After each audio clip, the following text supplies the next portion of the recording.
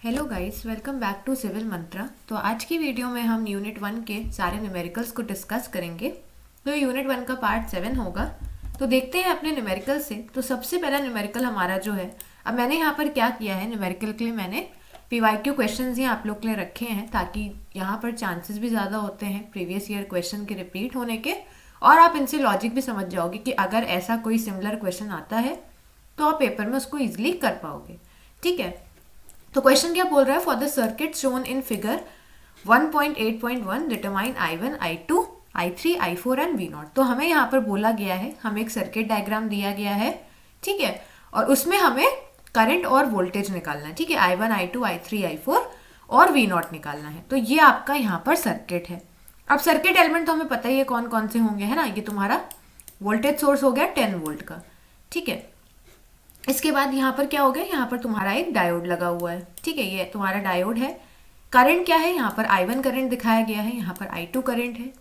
इस वाले डायोड पे बेसिकली I3 करंट फ्लो कर रहा है, ठीक है, इस वाले लूप पे बोल सकते हो। इसके बाद यहाँ पर एक रजिस्टर लगा हुआ है जहाँ पर I4 करंट यहाँ पर शो किया गया है। एक और रजिस्टर लगा है 6 किलो ओम का, और यहाँ पर तुम्हारा V0 है जो हमें यहाँ पर निकालना है। ठीक है, तो शुरू करते हैं। सोल्यूशन में क्या आ जाएगा, सबसे पहले देखो, सबसे पहले यहाँ पर कोई भी तुम्हारे पास सर्किट आए, तुम्हारा पहला स्टेप ये होना चाहिए, पहले तो तुम देखो कि तुम्हें सबसे आसानी से कहाँ से तुम्हें वैल्यू दिख रही है, मतलब ऐसी वैल्यू जो तुम्हें सर्किट से डायरेक्टली मिल रही हो। ठीक है, अब ये कैसे पता चलेगा, ये तुम लोग जब 5-6 बार एक चीज़ को रिवाइज करोगे, 5-6 बार ऐसे क्वेश्चन लगाओगे, तब समझ में आएगा। जैसे मुझे यहाँ पर समझ में आ रहा है कि ये जो I2 करंट है ना, ये वाला I2 करंट किससे जाएगा, इससे, है ना, इस वाले से जाएगा। ये जो तुम्हारा 6 किलो ओम का रजिस्टर है, इससे I2 करंट जाएगा। ठीक है, दूसरी चीज क्या है, हमें पता है कि डायोड के पास वोल्टेज कितना होता है, 0.7 का, है ना, वो भी यहाँ पर लिखा हुआ है, देखो सिलिकॉन लिखा हुआ है। तो मैंने आप लोग को बताया भी था कि ये वैल्यू ध्यान में रखना, सिलिकॉन के लिए 0.7, और अगर जर्मेनियम होगा, वैसे होगा नहीं, मैक्सिमम केस में सिलिकॉन ही होता है। और अगर कुछ नहीं लिखा है क्वेश्चन में तो आप सिलिकॉन लेके चलना। ठीक है, जर्मेनियम होगा तो 0.3, सिलिकॉन होगा तो 0.7। ठीक है, तो अब यहाँ पर जैसे मैंने आप लोग को पहले ही बताया था, ये पाथ क्या है, ये पाथ एकदम क्लियर है ना।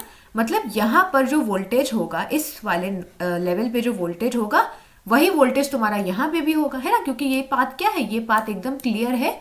यहाँ पर कोई सर्किट एलिमेंट नहीं है। सर्किट एलिमेंट मतलब तुम्हारा रजिस्टर नहीं है या कैपेसिटर नहीं है। अगर कोई रजिस्टर या कैपेसिटर होता तो ये वोल्टेज यहाँ पर ऐसा नहीं होता। जैसे इस केस में अगर ये जो पाथ है ये एकदम क्या होता, अगर ये एकदम फ्लैट पाथ होता तो ये 10 वोल्ट तुम्हारा इसके अक्रॉस भी होता। ठीक है, मतलब यहाँ पर कोई भी रजिस्टर होता तो, लेकिन सिंस यहाँ पर डायोड लगा हुआ है, इसीलिए ये केस यहाँ पर नहीं चलेगा, यहाँ पे चल जाएगा क्योंकि ये पाथ एकदम क्लियर है। ठीक है, तो अब I2 निकाल लेते हैं। तो हम सबने ओम्स लॉ पढ़ा है, V = IR, और आपको यही चीज ध्यान में भी रखनी है। बस यहाँ पर डिफरेंस क्या आ जाएगा, VI और R तुम्हारा यहाँ पर चेंज होता रहेगा। जैसे हमें यहाँ पर I निकालना है, ठीक है, तो I क्या बनेगा, V/R, है ना। तो V क्या हो जाएगा, अब V हमें पता है कि यहाँ पे जो वोल्टेज होगा वही वोल्टेज तुम्हारे इस रजिस्टर के अक्रॉस भी होगा। इस पे वोल्टेज कितना है, 0.7, है ना। तो मतलब हमारे पास V तो तुम्हारा कितना आ गया, 0.7 आ गया। R क्या हो जाएगा, R हमें पता है 6 किलो ओम है। ठीक है, तो देखो वही चीज करी भी गई है, 0.7 वोल्ट अपॉन 6 किलो ओम। ठीक है, 6 किलो ओम, अब किसी को नहीं पता तो मैं बता दूं, जब भी तुम किलो ओम को ओपन करोगे तो किलो ओम तुम्हारा ऐसा बनता है। ठीक है, 10⁻³ तो इसको ध्यान में रखना। जब सॉल्व करोगे तो 0.7 / 6 जब पूरा सॉल्व करके तुम्हें आंसर मिलेगा 0.1167 मिली एम्पियर। ठीक है, अब V0 क्या हो जाएगा, देखो V0 समझ लेते हैं। V0 में भी हमारा वही चीज लगेगी। ठीक है, V0 क्या हो जाएगा, 0.7 वोल्ट हो जाएगा। क्यों हो जाएगा, वही चीज, इस बेसिकली यहाँ पर कितना वोल्टेज है, 0.7 है ना, इस पे कितना वोल्टेज हो गया, 0.7, तो यहाँ पर भी तो रास्ता क्लियर है, मतलब V0 कितना हो जाएगा, V0 तुम्हारा 0.7 हो जाएगा। ठीक है, तो V0 तुम्हारा तो देखते ही पता चल रहा है कि 0.7 है। तो ये वाला जो लॉजिक है इसको समझ के रखना। अब हम क्या करते हैं, यहाँ पर एक लूप मान लेते हैं यहाँ पे। ठीक है, मतलब पहले वाले पे हमने एक लूप मान लिया L1। अच्छा, अब क्या करेंगे, देखो L1 लूप मानने के बाद हम इसमें क्या करने वाले हैं, हम इसमें KVL लगाने वाले। डोंट वरी, किसी को KVL नहीं आता है, मैं बहुत इजी तरीके से समझा दूंगी। तो हम KVL लगाते हैं। ठीक है, तो KVL के लिए एक लॉजिक हमेशा ध्यान में रखो। वो लॉजिक क्या है, वो लॉजिक है तुम्हारा यहाँ पर। देखो वो लॉजिक तुम्हारा है क्या, बेसिकली यहाँ पे हमें क्या करना है, इस रजिस्टर के अक्रॉस हमें एक वोल्टेज मान लेना है। ठीक है, तो हमने एक वोल्टेज यहाँ पर मान लिया। अब यहाँ पर हमने इसको V4 माना है। ठीक है, तो यहाँ पर हम इसको V4 मान लेते हैं। माइनस प्लस तुम्हारी मर्जी, तुम्हें जैसे मानना है वैसे मानो। ठीक है, तो हमने यहाँ पर V4 मान लिया। अब हम KVL यहाँ पर कैसे लगाएंगे, KVL हम ऐसे लगाएंगे कि तुम्हें यहाँ से चलना शुरू करना है। ठीक है, कहीं से भी चलना शुरू कर सकते हो, यहाँ से, वो तुम्हारी मर्जी है, आंसर सेम आएगा। तो हमने यहाँ से चलना शुरू किया। अब यहाँ पर अगर कोई वोल्टेज सोर्स होगा, ठीक है, तो वोल्टेज सोर्स में हमेशा ध्यान में रखना जो पहला साइन होता है वो हम लेते हैं। ठीक है, ये मेरा तरीका है KVL लगाने का। तो अब यहाँ पर क्या हो जाएगा, माइनस से प्लस जा रहे हैं ना, पहला साइन क्या है, माइनस, तो हम क्या करेंगे, यहाँ पर हम -10 लिख देंगे। ठीक है, इसके बाद यहाँ पे आए इस डायोड पे। अब डायोड पे देखो प्लस पहले है, माइनस बाद में है। ठीक है, तो यहाँ पर हम क्या करेंगे, यहाँ पर हमने प्लस 0.7 लिख दिया। ठीक है, 0.7 क्यों, क्योंकि 0.7 उसका कट इन वोल्टेज है। इसके बाद इस डायोड पे है, इस पे भी पॉजिटिव साइन पहले है, तो हमने क्या किया, प्लस 0.7 लिख दिया। फिर हम क्या करें, यहाँ पे आए जिसपे हमने V4 माना हुआ है ना, तो V4 जिसपे माना हुआ है, तो यहाँ पर भी क्या हो जाएगा, प्लस साइन पहले है, तो हमने यहाँ पर प्लस V4 लिख दिया। इज इक्वल्स टू 0 मत लिखना भूलना।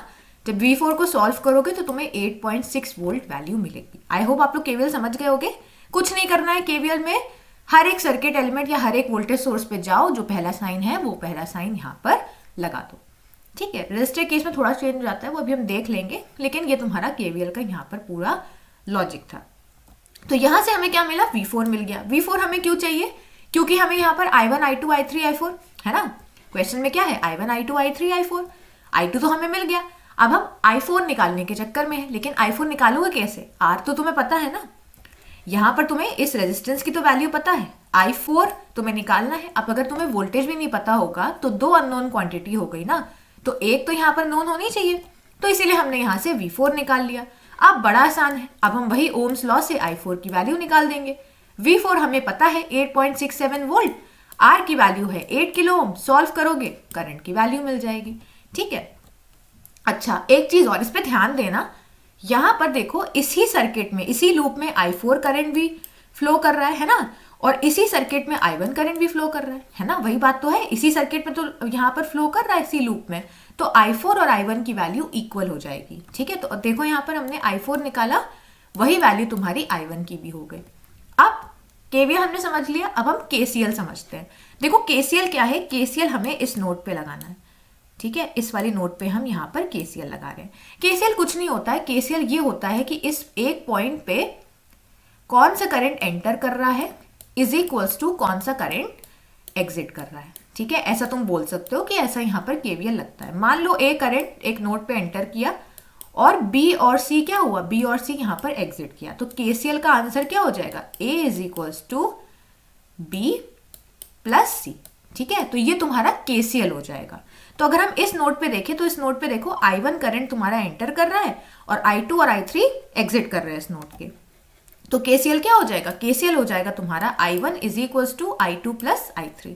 ठीक है, I2 की वैल्यू हमें पता है, I1 की वैल्यू हम निकाल चुके हैं, तो हम यहाँ से I3 निकाल सकते हैं ना, I1 माइनस I2 करके, तो हमने I1 माइनस I2 करके यहाँ पर हमने I3 निकाला, जो कि ये वैल्यू बनी, तो हमें I1 I2 I3 I4 और V0 मिल गया। ठीक है, क्वेश्चन आएगा नहीं, थोड़ा इजी है, हो सकता है पेपर में आ जाए, तो उसको समझ के चलो। वैसे भी आपको KVL एंड KCL की बेसिक अंडरस्टैंडिंग कैसे लगाते हैं वो आनी चाहिए, इसीलिए मैंने क्वेश्चन यहाँ पर इंक्लूड किया।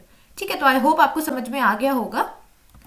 आगे वीडियो से बढ़ने से पहले मैं आप लोग को बताना चाहती हूँ कि आप हमारे चैनल को सब्सक्राइब करें, ताकि आपको ऐसी और भी वीडियोस मिले हमारे। अगर आप चैनल को अच्छा लग रहा है, अगर आपको ये पर्टिकुलर चैनल हेल्प कर रहा है आपकी जर्नी में, आपके बीटेक में, तो प्लीज़ आप हमारे चैनल को सब्सक्राइब करें, लाइक करें और वीडियो को शेयर करें अपने दोस्तों के साथ, ताकि उनको भी हेल्प मिले। अगर आप हमारे चैनल को और ग्रो करवाएंगे, हमारी वीडियोज़ को लाइक करेंगे, तो ये मुझे मोटिवेशन की तरह हेल्प करेगा और मैं ऐसे ही वीडियोस और लाऊंगी, ताकि आप लोग का जो पेपर है बीटेक का वो इजीली हो पाए, आप उसको अच्छे नंबर से स्कोर कर पाए। तो हमारे चैनल को जरूर सब्सक्राइब करें। ठीक है, बढ़ते हैं अपने नेक्स्ट क्वेश्चन की तरफ। देखो ये क्वेश्चन AKTU में पूछा भी जा चुका है। क्वेश्चन क्या है, इन द ब्रिज रेक्टिफायर हम पढ़ चुके हैं, तो मैंने आप लोग को वहां भी बताया था कि half wave rectifier, full wave rectifier है ना, ब्रिज रेक्टिफायर, इन सबके ना फॉर्मूले जो है, जैसे DC current, RMS value of current, efficiency, ripple factor, ये सब कुछ कॉमन सवाल होते हैं। ठीक है, तो तुम क्या करना, इन सारे रेक्टिफायर्स के ये जो भी नॉर्मल से ये जो फॉर्मूले हैं, इन फॉर्मूले को एक शीट ऑफ पेपर पे लिख के अच्छे से उसको समझ लेना, अच्छे से याद कर लेना। फिर एक बार अगर तुम्हें फॉर्मूला याद हो गया तो ये क्वेश्चन तुम्हारे लिए कुछ नहीं है। इसमें क्या होगा, इसमें तुम्हें चीजें गिवन होंगी और तुम्हें सिर्फ न्यूमेरिकल यहाँ पर फॉर्मूले को यूज करके चीजें यहाँ पर फाइंड आउट करनी है। ठीक है, तो क्वेश्चन समझते हैं। ब्रिज रेक्टिफायर सर्किट दिया है, ठीक है। सेकेंडरी वोल्टेज, यहाँ पर एक वोल्टेज की वैल्यू दी है, मैंने आप लोग को वहां भी बताया था, फिर से बता दूंगी। Vs is equal to 100 sine 50t and load resistance is 1 kilo ohm. Calculate DC current, RMS value of current, efficiency and ripple factor. समझ लेते हैं इसको। सबसे पहला स्टेप तुम्हारा सोल्यूशन में होना चाहिए, एक अच्छा इंप्रेशन भी एग्जामिनर पे डालता है, वो ये कि तुम पहले स्टेप में लिखो कि तुम्हें गिवन क्या है। ठीक है, जैसे यहाँ पर हमें क्या गिवन है, Vs गिवन है। Vs क्या है तुम्हारा, इनपुट वोल्टेज, ऐसे बोल सकते हो सेकेंडरी वोल्टेज है। ठीक है, तो Vs तुम्हारा यहाँ क्या हो गया, सेकेंडरी वोल्टेज, वो हमने लिख दिया। लोड रेजिस्टेंस RL हमें गिवन है 1 किलो ओम, वो हमने लिख दिया। अच्छा, ये Vm हमें कैसे मिला, अगर आप लोगों ने लेक्चर्स ध्यान से देखे होंगे तो आप लोग को याद होगा, स्टार्टिंग में मैंने एक सिग्नल वहां पर, वोल्टेज सिग्नल वहां पर एज्यूम किया था, है ना, और वहां मैंने बताया भी था कि हमेशा जो सिग्नल होता है वो कुछ इस फॉर्मेट का होता है, जहां पर ये जो वैल्यू होती है ये सिग्नल की मैक्सिमम वैल्यू होती है। ठीक है, जिसको हम एम्पलीट्यूड भी बोलते हैं।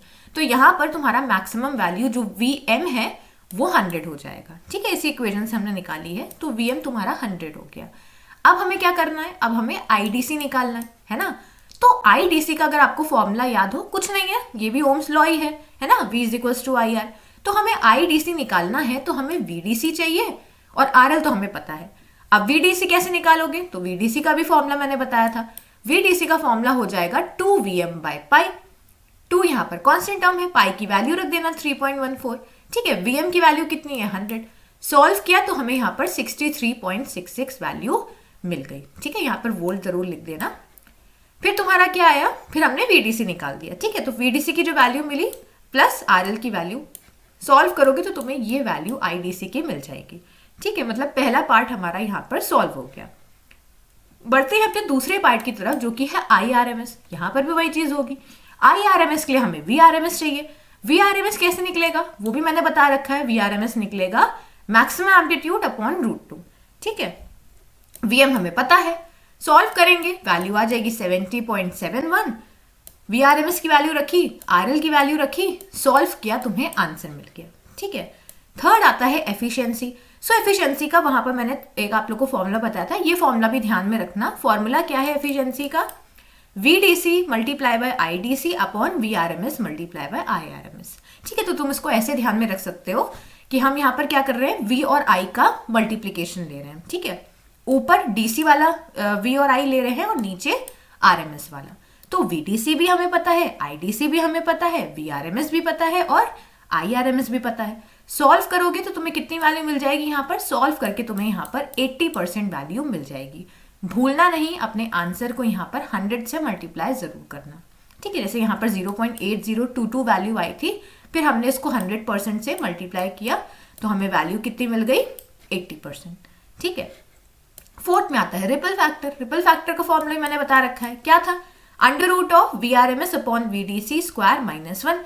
VRMS में हमें पता है, VDC भी हमें पता है। सॉल्व करोगे, स्क्वायर करोगे, -1 करके सॉल्व करोगे तो तुम्हें 0.4834 आंसर मिलेगा। ठीक है, तो ये जो क्वेश्चन है ना, ये ज्यादा बिग डील नहीं है और ये क्वेश्चन काफी अच्छे नंबर में पूछे जाते हैं पेपर में। अगर आना भी होगा ना तो फर्स्ट ईयर के हिसाब से आपको ऐसे ही क्वेश्चन मिलेगा, जहां पर आपको वैल्यूज गिवन होंगे और आपको चीजें यहाँ पर निकालनी होंगी। ठीक है, तो अगर आपको फॉर्मूला पता है तो देखो आप कितनी जल्दी यहाँ पर चीजें निकाल सकते हो। तो फॉर्मूला अच्छे से याद करके जाना, अगर फॉर्मूला याद नहीं होगा तब क्वेश्चन नहीं कर पाओगे।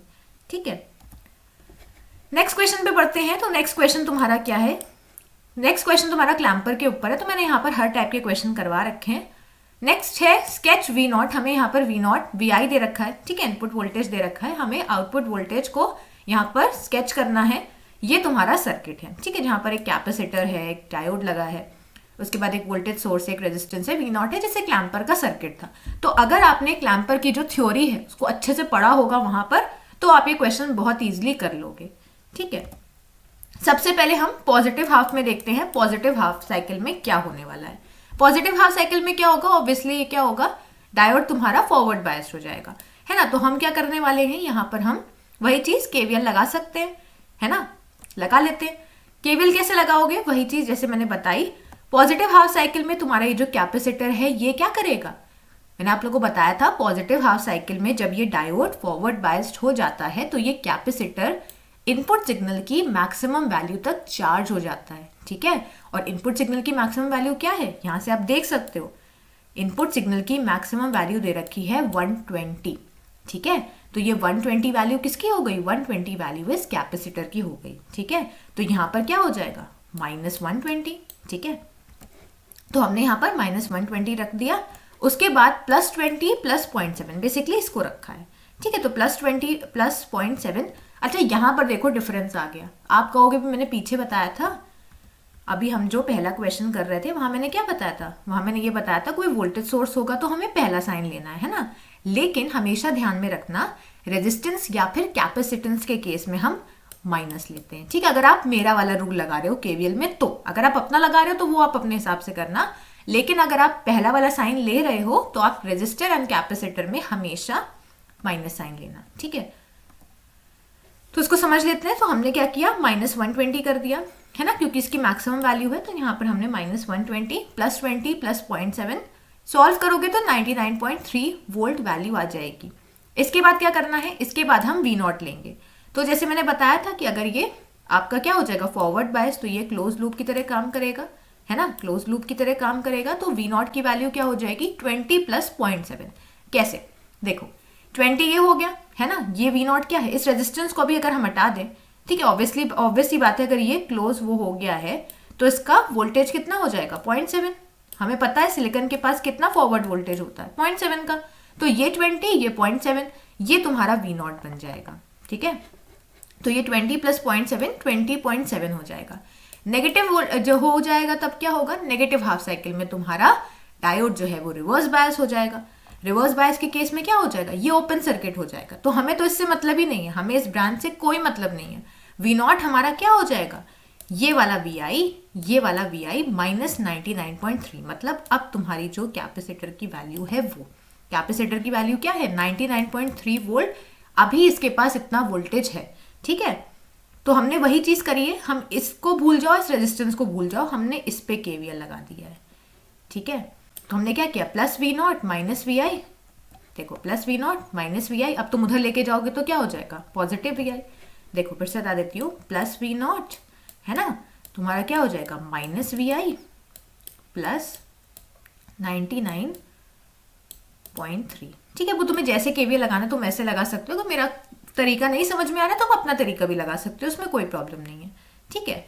तो हमने क्या किया, VI को हम उधर लेके चले गए, ऑब्वियसली यहाँ पर -120 आ जाएगा, -99.3 आ जाएगा, ठीक है। तो आपको ये तरीका लगाना है, आप ये तरीका लगा लो, वो तरीका लगाना है तो वो तरीका लगा लो, ठीक है। तो यहाँ से हमने V0 की वैल्यू लगा दी जो कि आई -120 -99.3।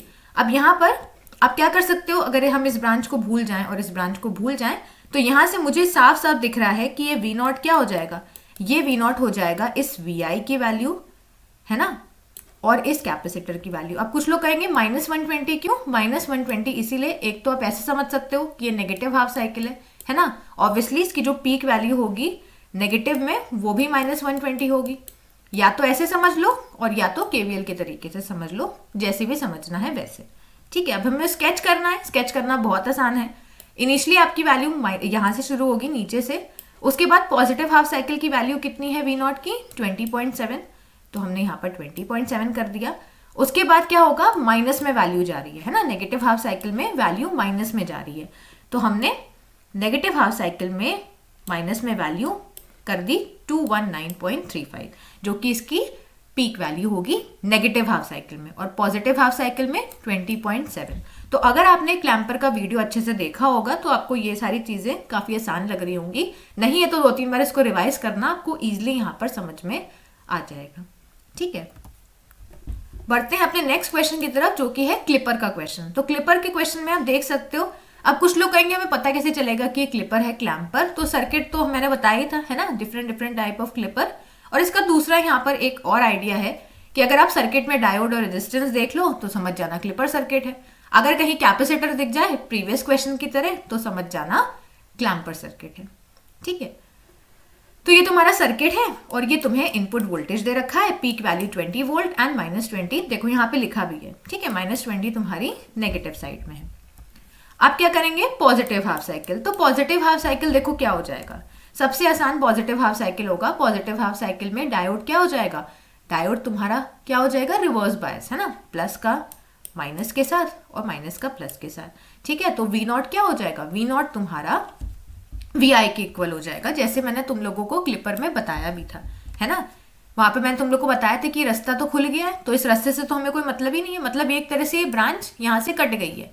तो वी नॉट की वैल्यू क्या हो जाएगी, वी नॉट की वैल्यू वी आई के इक्वल, और वी आई की मैक्सिमम वैल्यू कितनी है, वी आई की वैल्यू है 20 वोल्ट। ठीक है, तो यहाँ पर तो पॉजिटिव में तो हमें कोई दिक्कत नहीं है। जैसा वी नॉट कैसा बनेगा पॉजिटिव हाफ साइकिल में, जैसा वी आई है वैसा वी नॉट बनेगा। नेगेटिव हाफ साइकिल में याद करो, मैंने तुम लोग को वहां भी एक चीज बताई थी, फिर बता देती हूँ कि यहाँ पर दो सिनारियो होते हैं। एक सिनारियो में वी आई जीतेगा, दूसरे सिनारियो में ये वोल्टेज सोर्स जीतेगा। पहला सिनारियो चलता है, लेकिन उससे पहले समझो ये जो डायोड है और ये जो वोल्टेज सोर्स है इनको हम इक्वलाइज कर देते हैं, मतलब 4 में से हम 0.7 को हमेशा माइनस कर देते हैं। ये लॉजिक हमेशा ध्यान में रखना। ठीक है, फिर जो वैल्यू आती है उसको हम यहाँ पर यूज करते हैं। तो 4 में से हमने 0.7 माइनस कर दिया, वैल्यू मिली हमें 3.3। ठीक है, अब देखो अब यहाँ पर क्या होने वाला है। तो अब हम यहाँ पर क्या करेंगे, हम वही चीज करने वाले हैं। पहला केस लेंगे जहां पर वी आई की वैल्यू -3.3 से ज्यादा है, मतलब वी आई तुम्हारा जीत गया है। ठीक है, तो वी आई जीत गया है, इसमें क्या हो जाएगा, वी नॉट तुम्हारा वी आई के इक्वल हो जाएगा। फिर से बता देती हूँ, वहां मैंने बताया था, देखो यहाँ पर तो वाली तुम्हारी वैल्यू क्या है, -3.3 है ना, ये तुम्हारा 4 वोल्ट है। ठीक है, ये तुम्हारा क्या है, ये तुम्हारा डायोड है। इसको जब हम सॉल्व करेंगे तो पहले डायोड को लेना। ठीक है, यहाँ पे मैंने 4 - 0.7 बता दिया है, लेकिन पहले आप डायोड को लोगे -0.7 एंड देन आप क्या करोगे, उसमें से 4 को यहाँ पर माइनस करोगे। ठीक है, आप यहाँ पर केवीएल भी लगा सकते हो, ऐसे भी कर सकते हो, 0.7 लो, ठीक है, -4 करो, तो आप ऐसे भी कर सकते हो। ठीक है, तो आप ऐसे करोगे, इसको जब सॉल्व करोगे तो आपको -3.3 वैल्यू मिलेगी। पहले वो समझो कि जिस केस में तुम्हारा वी आई इस -3.3 से ज्यादा होगा, मतलब वी आई यहाँ पर जीत गया है। वी आई की वैल्यू कैसी है, वी आई तुम्हारे डायोड को क्या कर रहा है, प्लस का माइनस में, मतलब वी आई तुम्हारे डायोड को रिवर्स बायस कर रहा है ना, मतलब ओपन सर्किट। तो ये तो पॉजिटिव वाला केस हो गया, मतलब वी नॉट की वैल्यू वी आई के इक्वल हो गई। देखो वी नॉट की वैल्यू वी आई के इक्वल हो गई, लेकिन जिस केस में ये जीतेगा इसका मतलब क्या है, ये जीतेगा इसका मतलब है कि अब तुम्हारी वी नॉट की वैल्यू क्या हो जाएगी, वी नॉट की वैल्यू हो जाएगी 0.7 - 4, मतलब ये वाली। ठीक है, मतलब ये क्या करेगा, ये तुम्हारे डायोड को फॉरवर्ड बायस कर देगा, और जो मैं बता रही थी ना -3.3, ये वैल्यू तुम्हें यहां से मिलेगी। ठीक है, तो ये तुम्हारे दो केसेस थे। अब इसका डायग्राम देख लेते हैं। पॉजिटिव हाफ साइकिल में तो जैसा इनपुट वैसा आउटपुट। नेगेटिव हाफ साइकिल में क्या हो जाएगा, नेगेटिव हाफ साइकिल में ऐसी वैल्यू हो जाएगी इस पर्टिकुलर केस में।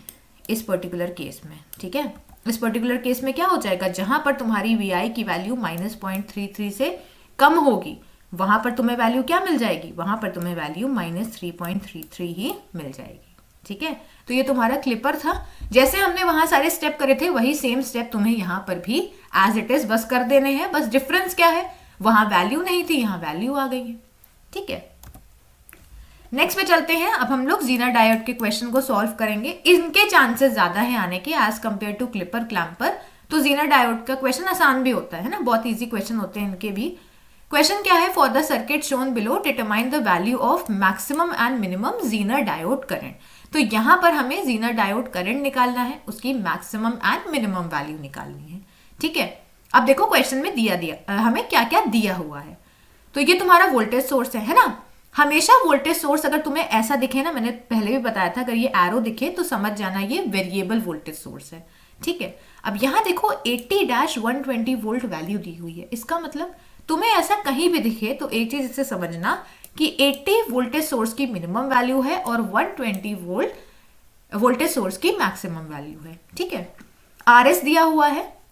RS क्या है, तुम्हारा सोर्स रेजिस्टेंस, जो कि 5 किलो ओम दिया हुआ है। ठीक है, यहाँ पर करंट I है, अब देखो तुम्हें यहाँ पर करंट स्पेसिफिकली मेंशन है, अगर नहीं मेंशन हो तो आप अपनी मर्जी से कोई भी करंट यहाँ पर एज्यूम कर सकते हो, I1, I2, I3, लेकिन मैं आप लोग को यही सजेस्ट करूंगी कि अगर जीनर पे करंट एज्यूम कर रहे हो, जीनर डायोड पे, तो हमेशा करंट IZ रखना, लोड पे कर रहे हो जो भी रेजिस्टेंस लगा है तो IL रखना, और यहाँ पर आप IR रख सकते हो, IS रख सकते हो, वो आपकी मर्जी। यहाँ IZ और IL क्यों बता रही हूँ, क्योंकि इससे आपको ध्यान में रहेगा कि हाँ ये जीनर करंट है, ये लोड करंट है, ठीक है। और इस जीनर के अक्रॉस वोल्टेज दे रखा है तुम्हें VZ 50 वोल्ट, ठीक है। तो पहला स्टेप हमारा क्या रहेगा, हम गिवन सारे लिख लेंगे कि हमें क्या क्या गिवन है। देखो यहाँ पर हमें VI मिनिमम मतलब इनपुट वोल्टेज की मिनिमम वैल्यू 80 वोल्ट दी हुई है और मैक्सिमम वैल्यू 120 वोल्ट दी गई है, ठीक है। अब हमें यहाँ पर KCL लगाना है, लगा लेते हैं इस नोड पे, ठीक है। इस नोड पे KCL, अब तो KCL सबको समझ में आ गया ना, तो KCL सबसे आसान है। इस नोड पे हम क्या करेंगे, I करंट एंटर कर रहा है, IL और IZ एग्जिट कर रहा है, तो I is equals to IZ plus IL, ठीक है। अब देखो, अब हम यहाँ पर पहले IL निकाल लेते हैं। IL कैसे निकालेंगे, जैसे हम नॉर्मली करते हैं। अब कुछ लोग सोचेंगे कि IL हम कैसे निकालेंगे, VL/RL, है ना। नॉर्मल कोई होगा तो ऐसे सोचेगा VL/RL, लेकिन आप यहाँ देख सकते हो वही चीज जो मैंने पहले आपको कॉन्सेप्ट बताया था, रास्ता साफ, मतलब यहाँ पे जो वोल्टेज होगा इस जीनर के अक्रॉस, वही वोल्टेज तुम्हारा लोड के अक्रॉस भी होगा, है ना। मानते हो कि नहीं कि जो यहाँ पर वोल्टेज जीनर के अक्रॉस होगा वही वोल्टेज लोड रेजिस्टेंस के अक्रॉस भी होगा। तो इसके अक्रॉस अगर 50 वोल्ट है तो इस RL के अक्रॉस भी 50 वोल्ट होगा, है ना। मतलब ये तो तुम्हारा 50 वोल्ट हो गया। RL कितना है, 10 किलो ओम। सॉल्व करोगे वैल्यू 5 मिली एम्पियर मिल गई। अब I minimum and I maximum निकाल लेते हैं। I मिनिमम क्या होगा, देखो इसको थोड़ा सा हो सकता है आप लोग को ट्रिकी लगे, इसको मैं समझाती हूँ। देखो अभी हमने क्या पढ़ा, I की वैल्यू कितनी है, V/R, है ना, ठीक है। और ये रेजिस्टेंस देखो किसके बीच में लगा है, पहले तुम ये समझो। हमें क्या करना है, हमें I निकालना है। ये I करंट किसके अक्रॉस है, ये I करंट इस रेजिस्टर के अक्रॉस ही तो है ना, RS रेजिस्टर के अक्रॉस, देखो RS रेजिस्टर के अक्रॉस है, ठीक है। अब तुम इसमें ध्यान से देखो, ये जो रेजिस्टर है ये किन किन वोल्टेज के बीच में लगा है। एक तो इस वोल्टेज सोर्स के बीच में लगा है ना, एक तो ये वोल्टेज सोर्स है, और एक ये जीनर का वोल्टेज भी तो यहाँ पर होगा, इस नोड पे होगा कि नहीं होगा। ये RS इस वोल्टेज के अक्रॉस भी लगा है और इस वोल्टेज के अक्रॉस, मतलब एक RS दो वोल्टेज के बीच में लगा है। कभी भी तुम्हें ऐसा सिनेरियो मिले तो हमेशा ध्यान में रखना, हम क्या करते हैं, पहला वोल्टेज लेते हैं, दूसरा वोल्टेज लेते हैं, दोनों को माइनस करते हैं, वो उसका इक्विवेलेंट वोल्टेज आता है, ठीक है। तो हम अगर I is equals to V/R कर रहे हैं तो इस केस में तुम सिर्फ VI नहीं ले सकते, क्योंकि यहाँ पर तुम्हारा दूसरा वोल्टेज भी प्रेजेंट है। तो इस केस में हमें अगर I निकालना है, I मिनिमम निकालना है, तो क्या हो जाएगा, VI मिनिमम माइनस VZ/RS, ठीक है। अगर I मैक्सिमम निकालना होगा तो VI मैक्सिमम लेंगे माइनस VZ/RS, देखो, ठीक है। तो VI मिनिमम हमें पता है, हमने लिख दिया, VZ भी हमें पता है, -5। इसके बाद क्या हो जाएगा, वैल्यू I मिनिमम मिल गया, I मैक्सिमम मिल गया, ठीक है। अब I मिनिमम क्या हो जाएगा, I मिनिमम ये वाला हम KVL उठाएंगे, ठीक है। तो हमने यहाँ पर KVL उठाया। अच्छा एक चीज मैं तुम लोग को और बता दूं, एक चीज हमेशा ध्यान में रखना, क्या है वो एक चीज ये है कि IZ और I सेम होता है और IZ और IL अलग होता है। इसको तुम ऐसे ध्यान में रख सकते हो कि अगर I मिनिमम है तो IZ मिनिमम होगा, ठीक है। अगर I मैक्सिमम है तो IZ मैक्सिमम होगा, ठीक है। तो पहली बात क्या हो गई कि I और IZ तुम्हारा सेम होता है, ठीक है। मतलब अगर I मिनिमम है तो IZ मिनिमम होगा, I मैक्सिमम है तो IZ मैक्सिमम होगा, ठीक है। दूसरा सिनारियो आता है IZ और IL में। यहाँ जो केस है वो उल्टा हो जाता है, अगर IZ मैक्सिमम है तो IL मिनिमम होगा, ठीक है। और अगर IZ मिनिमम है तो IZ मैक्सिमम होगा, IL मैक्सिमम होगा, ठीक है। मतलब उल्टा चलता है, तो ये चीज ध्यान में रखना। अब ये क्यों होता है, मैंने आप लोगों को वोल्टेज रेगुलेटर जब हम लोग पढ़ रहे थे, zener as a voltage regulator, वहां पर बताया था। नहीं ध्यान में आ रहा तो इसको ध्यान में रखना, क्योंकि एग्जाम में ना बहुत बार भूल जाते हैं हम लोग कि अगर एक मिनिमम होगा तो एक मैक्सिमम क्यों। बस तुम्हें एक की रूल याद रखना है, I and IZ same and IZ and IL different, ठीक है। तो यहाँ पर हमने जो KCL लिखा था ना, I is equal to IZ plus IL, इसमें हम क्या करेंगे, देखो क्वेश्चन में हमें क्या गिवन है, हमें जीनर के डायोड करंट की मैक्सिमम मिनिमम वैल्यू चाहिए, मतलब हमें IZ minimum and IZ maximum चाहिए। तो अभी मैंने क्या बताया, अगर आई मिनिमम होगा तो आई जेड मिनिमम होगा, अगर आई मैक्सिमम होगा तो आई जेड मैक्सिमम होगा। ठीक है, तो अब यहाँ पर क्या हो जाएगा, यहाँ पर हमने आई जेड मिनिमम निकाल लिया, I minimum minus I L, इसको उधर लेके चले गए। आई मिनिमम हमें पता है, आई एल हमें पता है, सॉल्व कर लेंगे आंसर मिल जाएगा। आई जेड मैक्सिमम कैसा होगा, I maximum minus I L, solve किया आंसर। ठीक है, तो ये जो मैंने लॉजिक बताया है, इस लॉजिक को ध्यान में रखना, फिर आप क्वेश्चन बहुत ईजिली सॉल्व कर लोगे। ठीक है, आगे वीडियो से बढ़ने से पहले मैं आप लोग को बताना चाहती हूँ कि आप हमारे चैनल को सब्सक्राइब करें ताकि आपको ऐसी और भी वीडियोस मिले। हमारे अगर आप चैनल को अच्छा लग रहा है, अगर आपको ये पर्टिकुलर चैनल हेल्प कर रहा है आपकी जर्नी में, आपके बीटेक में, तो प्लीज़ आप हमारे चैनल को सब्सक्राइब करें, लाइक करें और वीडियो को शेयर करें अपने दोस्तों के साथ ताकि उनको भी हेल्प मिले। अगर आप हमारे चैनल को और ग्रो करवाएंगे, हमारी वीडियोज़ को लाइक करेंगे, तो ये मुझे मोटिवेशन की तरह हेल्प करेगा और मैं ऐसे ही वीडियोस और लाऊंगी ताकि आप लोग का जो पेपर है बीटेक का वो इजीली हो पाए, आप उसको अच्छे नंबर से स्कोर कर पाए। तो हमारे चैनल को जरूर सब्सक्राइब करें। ठीक है, बढ़ते हैं अपने नेक्स्ट क्वेश्चन की तरफ। देखो ये भी क्वेश्चन तुम्हारे एकीट्यू में आ चुका है। क्वेश्चन है find the range of RL and IL that will maintain a constant output of 10 volt, also determine the maximum voltage rating of zener diode for given circuit. ठीक है, अब यहाँ देखो हमें वोल्टेज जो गिवन है, इनपुट वोल्टेज, वो variable नहीं है, कांस्टेंट है 50 वोल्ट का। ठीक है, लोड रेजिस्टेंस दे रखा है 1 किलो ओम। ऑब्वियसली देखो यहाँ पर आईजेड और आईएल मार्क है, हो सकता है आपके पेपर में ना हो तो तुम खुद से कर लेना। जीनर के अक्रॉस वोल्टेज दे रखा है 10 वोल्ट का। इस लोड पे हमें करंट भी दे रखा है, आई लोड देखो वो भी दे रखा है 32 मिली एम्पियर। बढ़ते हैं यहाँ पर क्वेश्चन की तरफ। तो सोल्यूशन क्या है तुम्हारा, गिवन हमें है, देखो यहाँ पर हमने क्या किया, वही चीज, I R is equal to I Z plus I L. ठीक है, मतलब केसीएल लगाया है। आई जेड मैक्सिमम वैल्यू भी हमें गिवन है, देखो आई जेड की मैक्सिमम वैल्यू क्या है, देखो यहाँ पर क्या हो जाएगा, आई लोड ही तुम्हारी आई जेड की मैक्सिमम वैल्यू हो जाएगी। ठीक है, यहाँ पर लिखा भी हुआ है आई ऑफ लोड, तो ये तुम्हारी जीनर करंट की मैक्सिमम वैल्यू गिवन है जो कि 32 मिली एम्पियर है। ठीक है, अब हम क्या करेंगे, आई आर निकालेंगे। तो जहां मैंने वहां जैसे बताया था ना, वही चीज हमें यहाँ भी करनी है, बस डिफरेंस क्या था, वहां पर तुम्हारा वी आई वेरिएबल था तो दो वैल्यू निकल रही थी, I minimum and I maximum. अब यहाँ पर कुछ वेरिएबल का ऐसा केस है नहीं, तो आई आर की वैल्यू क्या निकलेगी, V I minus V Z upon R. ठीक है, वी आई हमें पता है, वी जेड हमें पता है, आर हमें पता है, हमने सॉल्व किया, आंसर आ गया। अब देखो जो मैं सिनारियो तुम्हें वहां बता रही थी वो यहाँ लगेगा, when IL is minimum, IZ is maximum and vice versa। तो जैसे मैंने बताया था ना कि IL एंड IZ के केस में उल्टा थ्योरी चलती है, अगर IL मिनिमम होगा तो IZ मैक्सिमम होगा, अगर IL मैक्सिमम होगा तो IZ मिनिमम होगा। ठीक है, तो हम क्या करेंगे, हम सेम यहाँ पर वही KCL वाला रूल लगा देंगे, IR is equal to IZ maximum plus IL minimum.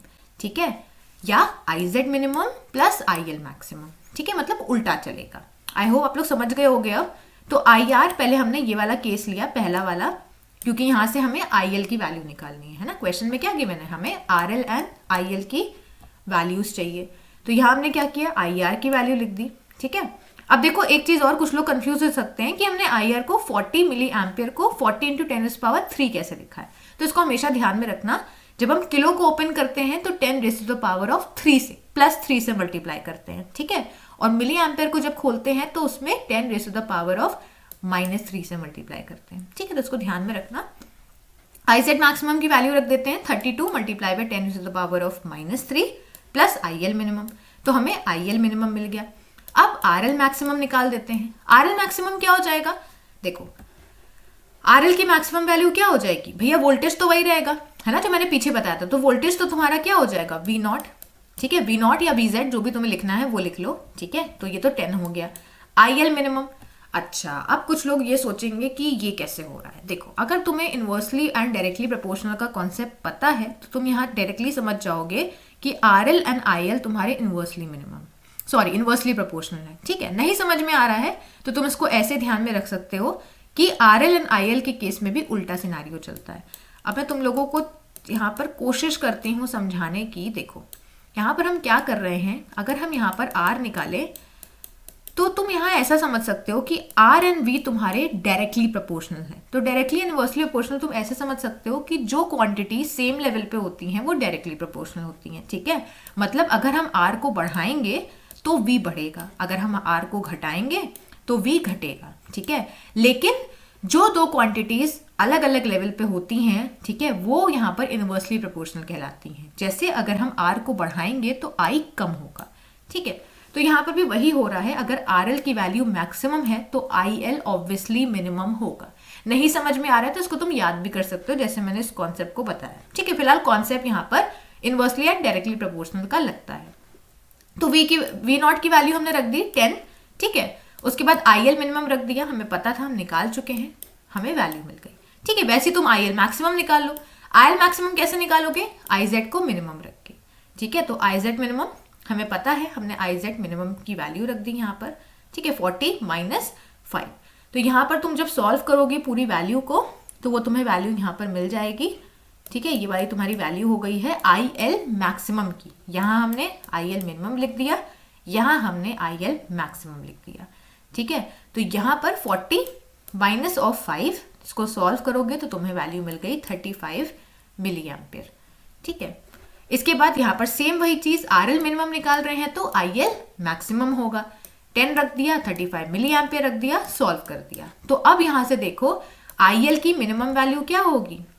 8 milli ampere. Maximum value क्या होगी? 35 मिली एम्पियर, ठीक है। RL की मिनिमम वैल्यू क्या होगी? 285.72, मैक्सिमम वैल्यू 1.25। गलती मत कर देना यहाँ पर कि 285 की वैल्यू ज्यादा है, 1.25 की वैल्यू कम है, नहीं। ध्यान से देखो, ये ओम है, ये किलो ओम है, मतलब ये 10⁻³ है, ठीक है। तो यहाँ तक तो हम क्वेश्चन समझ गए कि यहाँ पर क्या क्या चीजें हो रही थी। अब यहाँ पर नेक्स्ट पे चलते हैं। नेक्स्ट क्या है तुम्हारा? नेक्स्ट वैल्यू है तुम्हारी जो है मैक्सिमम वोल्टेज रेटिंग। देखो कोई पेपर में कभी भी वोल्टेज या फिर कुछ ऐसा करके आया ना, वोल्टेज या फिर पावर अवर निकालने का, या मैक्सिमम आउटपुट रेटिंग, तो हमेशा ध्यान में रखना उसमें हमें पावर निकालनी होती है, ठीक है। हमेशा ये चीज ध्यान में हमेशा रखना, ठीक है। तो यहाँ पर क्या हो जाएगा? यहाँ पर तुम्हारा बेसिकली PI मैक्सिमम, पावर का तो फॉर्मूला सबको पता ही होगा, नहीं पता है तो समझ लो, पावर का फॉर्मूला होता है VZ into, basically V into I होता है वोल्टेज इंटू I, ठीक है। तो हमने यहाँ पर क्या किया है, हमें जीनर डायोड पे मैक्सिमम पावर निकालनी है। तो जीनर डायोड पे क्या होगा? जीनर का वोल्टेज एंड जीनर का मैक्सिमम करंट, ये चीज ध्यान में रखना, मिनिमम मत रखना। क्यों? क्योंकि हमें क्वेश्चन में ही गिवन है मैक्सिमम वोल्टेज रेटिंग, ठीक है। तो ये चीज हमेशा ध्यान में रखना कि मिनिमम है कि मैक्सिमम है, ठीक है। तो यहाँ पर हम साफ साफ जो भी चीजें गिवन है उनको सब्स्टिट्यूट करके IZ मैक्सिमम लिख देंगे, VZ लिख देंगे, मल्टीप्लाई करेंगे, सॉल्व करेंगे। हमेशा यूनिट ध्यान में रखना। अगर आपने पूरा न्यूमेरिकल ध्यान से सॉल्व किया है और लास्ट में आपने यूनिट ही नहीं रखी है तो फिर वो किसी यूज की नहीं है, आपका नंबर कटेगा। तो हमेशा ध्यान में रखना वोल्टेज की V, रेजिस्टेंस का ओम, करंट का एम्पियर या मिली एम्पियर, और पावर का वॉट, ठीक है। तो यहाँ पर सॉल्व किया, वैल्यू मिली 0.32 वॉट, ठीक है। तो ये तुम्हारा यहाँ पर क्वेश्चन सॉल्व हो गया है। आई होप आपको सारे न्यूमेरिकल समझ में आए होंगे। अगर न्यूमेरिकल समझ में आए हैं तो वीडियो को लाइक करें, शेयर करें और चैनल को सब्सक्राइब करें। अगर आपके पास कोई डाउट है तो आप मुझसे कमेंट सेक्शन में पूछ सकते हो। Thank you.